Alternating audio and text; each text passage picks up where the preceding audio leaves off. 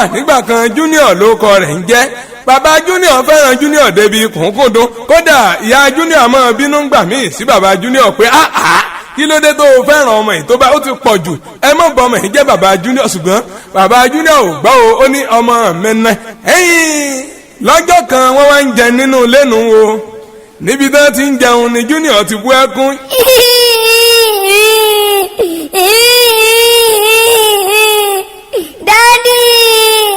Daddy.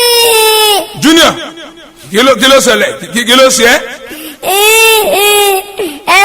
Ẹran kan péré ni mọ́mì mi fún mi. Ẹran kan péré ni mọ́mì mi fún mi. Àbà, ẹran kan kẹ̀.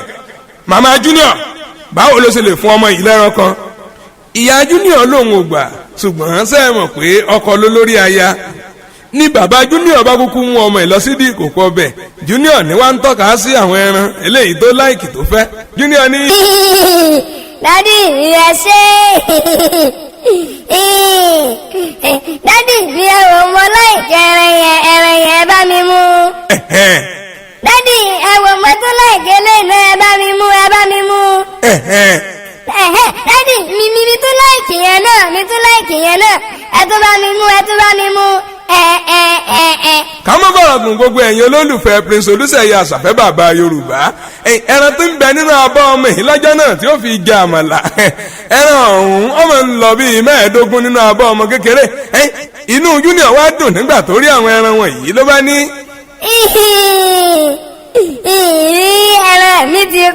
Ẹran mi ti pọ̀.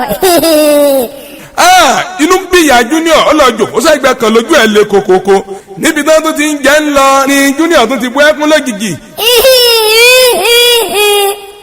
Ayé mi èyí, dádì mi.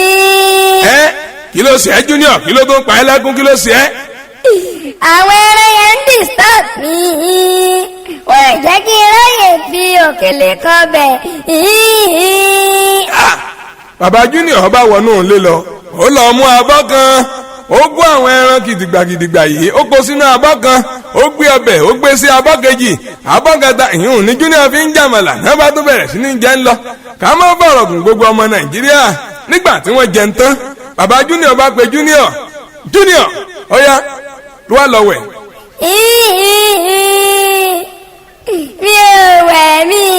Mi wẹ̀. Àfi tẹ́lẹ̀ àti yín bá lè lọ sí bedroom kájọ lọ wẹ̀ papọ̀. Ìyá Junior wá yarí kalẹ̀ ó ní láéláé dáàdì Junior. Báwo lẹ ṣe máa mú ọmọ ẹ lọ sí bedroom láti lọ wẹ̀ papọ̀? Bàbá Junior ní mi ò ní láìkẹ́ o madam. Ṣó o mọ̀ wípé ọmọ yìí bó ṣe wà yìí òkú tó máa sin ẹnìkan ò kí farapamọ́ fún ọmọ mi sáà ni jẹ́ kí n mú lọ sí bedroom kàkà kájọ lọ wẹ̀. Bí bàbá Junior ṣe mú ọmọ yìí lọ sí bedroom rẹ̀ o gbogbo ọmọ Nàìjíríà. Nígbà tí wọ́n dé balùwẹ̀, bàbá Junior mú ọṣẹ àti kẹ̀ǹkẹ̀ǹ ó wẹ̀ Junior dáadáa.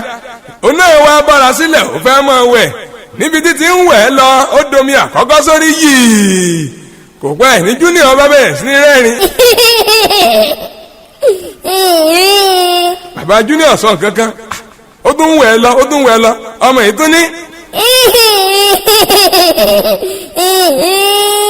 Bàbá Junior wá lanu ó ní kí ló ṣẹlẹ̀, kí ló ń pa ẹ́ lẹ́rìn, kí ló mú ẹ, kí ló ń pa ẹ́ lẹ́rìn. Dádì mi kíni tí mò ń wò yẹn. Gbẹ́dẹ̀ sọ́n, kí ló ń wò? Kíni tí mò ń wò yẹn. Kò sí wàhálà, tọmọ kékeré bá gbọ́gbọ́n kíkú bàbá yà sì gbọ́ngbọ́n sísìn. Ó ti dáa. Orúkọ kíní tó ń wò yẹn òun ni wọ́n ń pè ní eku ni ọmọ ní.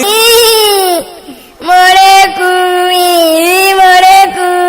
Dádì mi kí lorúkọ eku yẹn. Wàá rí wípé bó ṣe wà yẹn eku méjì ni. Ìkan jẹ́ yàgbáyàgbà, ìkejì ń jẹ́ kùnkùndùn.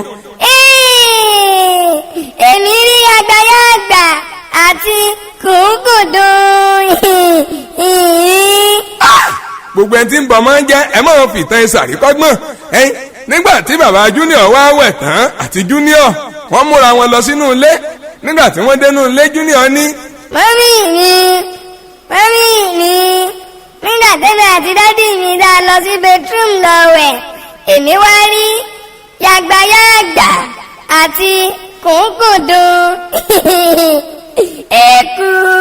ìyá junior ọ̀rọ̀ yìí ò yé ó wá ń wò pé kí ni junior ti ẹ̀ ń sọ kàtìkàtì lẹ́nu báyìí òun rí yàgbáyà àgbà àti kùnkùndùn ìgbà tí òye ló bá fi lóníwò ìwà àti bàbá ẹ̀ lẹ́jọ́ mọ̀ ẹ̀yin ká má fọ̀rọ̀ gùn gbogbo ọmọ nàìjíríà nígbà tí wọ́n gba olùdé bàbá junior mú junior láti lọ lu olùdé lọ́dọ̀ bàbá rẹ̀ tí í ṣe bàbá àgbà lábúlé nígbà tí wọ́n dé abúlé bàbá àgbà mú junior ó mú wọnú oko lọ ẹ̀yin láti lọ ṣiṣẹ́ lóòrọ̀ ọjọ́ kan nígbà tí wọ́n dénú oko sẹ́ẹ̀sì mọ̀ pé àwọn àgbààgbà àtijọ́ ẹ̀yin ṣòkòtò wọn gbà míì ó lè ti ya níbi ìdàndàn tí èyàn ó sì mọ́ ṣe bẹ́ẹ̀ tí ọmọ wo gbogbo ráúráú bí bàbá àgbà ṣe ń juko ẹ̀yin lọ́bẹ̀rẹ̀ mọ́lẹ̀ ẹ̀yin lọ́yọ̀ tìbítìbí sẹ́yìn ẹ̀yin nìyẹn ló ń fi láàlò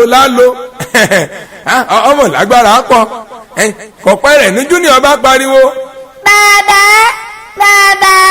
ẹ̀kú ẹ̀kú ẹ̀kú. bàbá àgbà ní ekuda bí bàbá ṣe dìde junior ní. ó ti lọ. bàbá àgbà bá tún bẹ̀rẹ̀ padà ló tún mú àdá bó tún ṣe yọ̀dí sẹ́yìn tí tún pa kó lọ ní junior tún pariwo. mi tún ti rẹ́kù ẹ̀kú ẹ̀kú. bàbá tún dìde bàbá ní ekuda junior ní. ẹ̀kú ti lọ. bàbá àgbà ló wá wo junior pé ń bọ́ lọ́mọ ètí rẹ́kù gan bàbá àgbà bá tún pa okó lọ ṣùgbọ́n nígbà tọmọ yìí tún wá tún ṣe bẹ́ẹ̀ lẹ́lẹ́kẹta tó tún ní. bàbá mi tún ti rẹ́kù ẹ̀kú ẹ̀kú. bàbá àgbà wá ní ekuda junior ní. ó tún ti lọ ó ti wọlé lọ. ó ti wọlé lọ bàbá wá ní tọ òyìnbó ọmọdé mọ bàbá wá fún junior ládàá kan ó ní junior gbà àdáre tó o bá ti rẹ́kù kó o pa dáadáa kó o fi gbogbo agbára rẹ kó o fi gbé àdálé èmi àmọ́ fàdá eléyìí wọ́n mọ̀ fi pa oko ìwọ náà mọ̀ lo àdá kejì tó bá ti rẹ́kù kó o gbélé kó o pa gidi bí bàbá tún ṣe ń ju kó lọ tí bàbá tún yọ̀dí sẹ́yìn junior tún ní. mi tún ti rẹ́kù yàgbáyàgbà àti kùnkùndùn ẹ̀kú. bàbá ní sáládà àfi